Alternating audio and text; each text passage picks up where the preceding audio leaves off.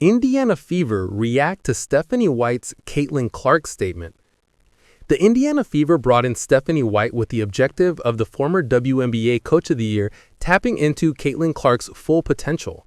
While these two had their moments in their first year together, injuries got in the way of what would have been another memorable campaign for Clark.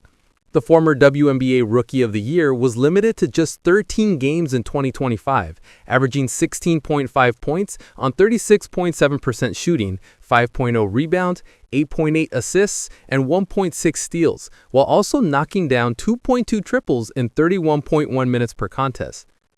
Clark dealt with multiple injuries in 2025, but it was ultimately a right-groin injury that forced the Fever to shut Clark down for the remainder of the season. The Fever hired White as their new head coach during the past offseason as a successor of Christy Sides.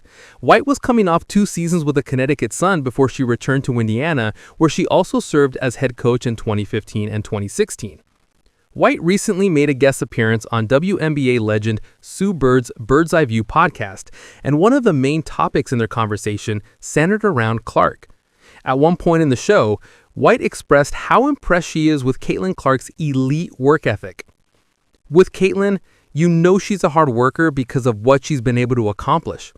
But until you see that there is no wasted movement, no wasted reps, no wasted anything, you just have such a level of respect for how she goes about her work every day. And understanding the spotlight that she's on, understanding the weight that she carries because of who she is, she's literally like Taylor Swift 2.0.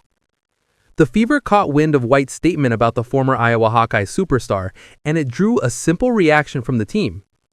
Caitlin Clark Taylor Swift, the Fever posted on Instagram.